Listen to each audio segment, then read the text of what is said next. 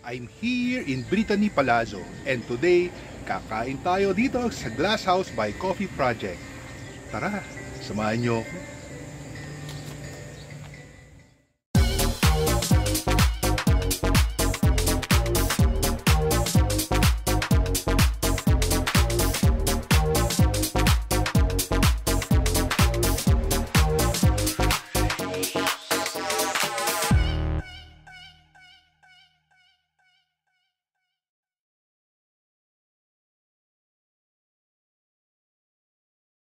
Going to Glass House from MCX SLEX, take the Bacoor exit road or yung Rotonda upon Tollgate exit. Then turn left to the Angrena Road.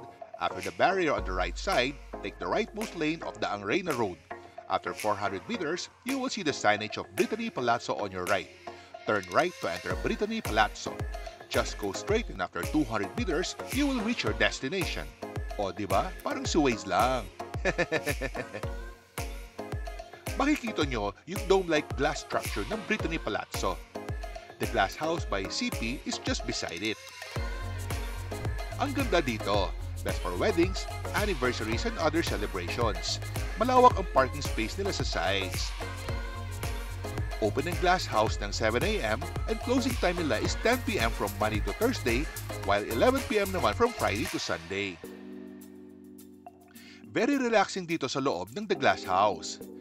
Just look at the floors, the chairs, the lighting, so comfortable. They also have a variety of food and drink choices to complete your dining moment. Ang daming halaman na you will really feel that you're inside a garden. Para kayong nasa malapalasyong bahay. Ang sarap magstay dito. The best part is that free ang Wi-Fi nila dito. You can have your business meetings here. Pwede kayong mag-review or just hang out with friends and family. I also love the variety of furniture and fixtures that they have. Very perfect for the mood that they want you to feel. Very spacious, kaya you will really feel relaxed. Sa ganda ng lugar, hindi ko alam kung saan ako pupwesto. Kahit saan ka kasi umupo, maganda. Very Instagrammable, ika nga. And you will never miss the chandeliers hanging around the place.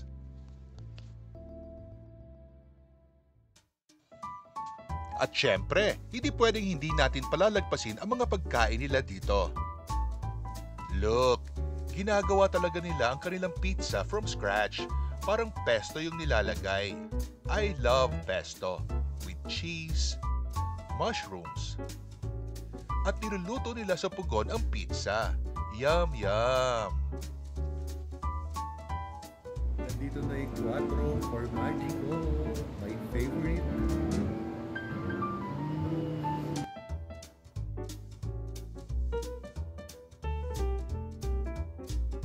Chocolate fries. Hindi lang yun. Meron pa ako strawberry fries. Dalawa. Husgahan na natin ang kanilang Quattro Formaggi Pizza. Freshly baked. Nakita ko ginagawa nila kanina ito pizza. And ang pizza, inakamay.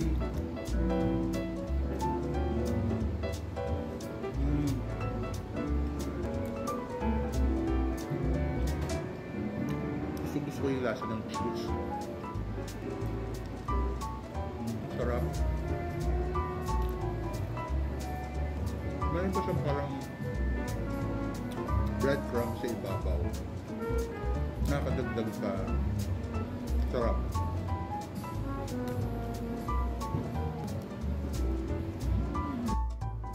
Lechon belly.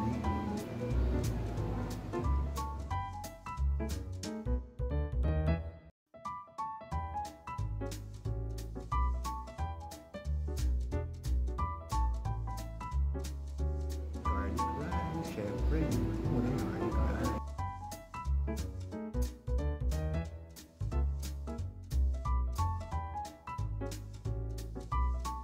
Gusto ko na yung pork belly.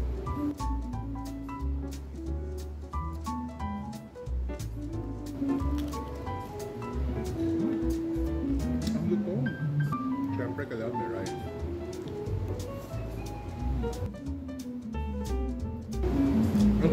Ang lutong talaga ng belly. Nakalimutan ko i-dip yung lechon. Titikman natin with the dip.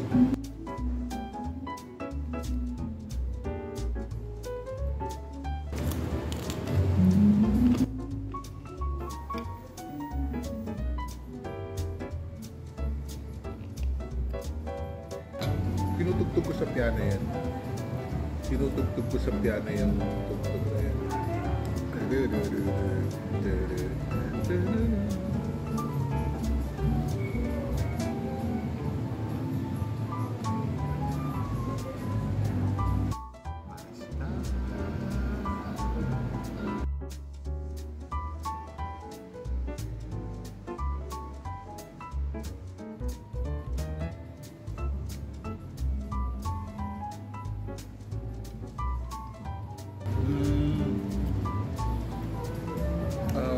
Toasted cheese. Ang pasta, hindi pinuputol para madaling kainin. Kasi ang tawag pagkain ng pasta, sinuswirl or tinutwirl yung pork. Tinutwirl yung pork. Tinutwirl yung pork. Para mas madali mong isubo. Tulad nito, kaya hindi pinuputol. Kasi pag pinutol mo na, hindi mo na siya magagawang ganito. Mas mahirap kainin. Ito mas madali. Ito yung basil. Kaya pala tinawag ng basil pasta. With sun-dried tomatoes. The Glass House Burger. And of course, ang kanilang burger. Look, makintab-kintab pa yung bun ng burger niya. And the patty. And of course, my favorite of hindi pwedeng mawala ito, ang French fries. And the ketchup dip. Husgahan natin ang burger.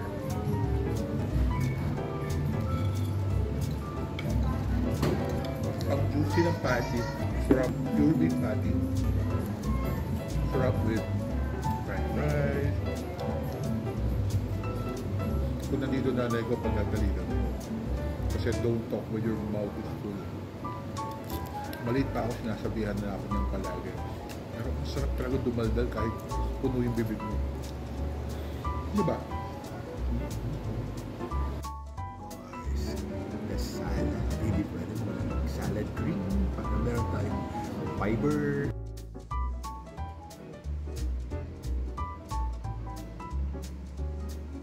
Guys, sa totoo lang, hindi ako masyadong sanay sa mga dressing. I like it raw. Pero sige, hindi ito unahan natin sasawsaw.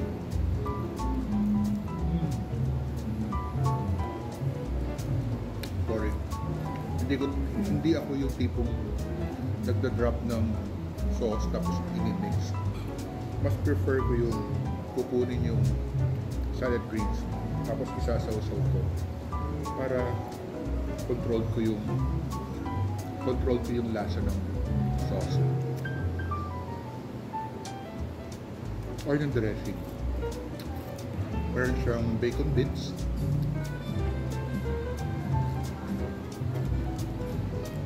and croutons. Ito naman, pipino.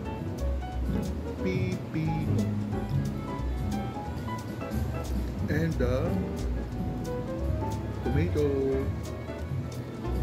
cherry tomato.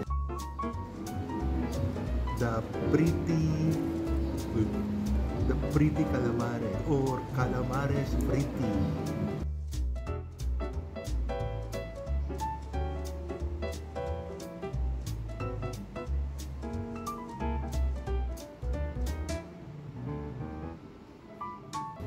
Calamares.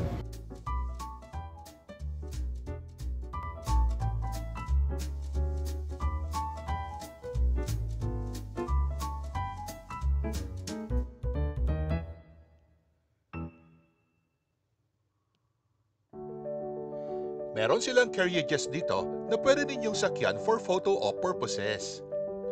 Very nice ang place na ito, especially for weddings and anniversaries. Para kayong nasa malaking garden. Very relaxing.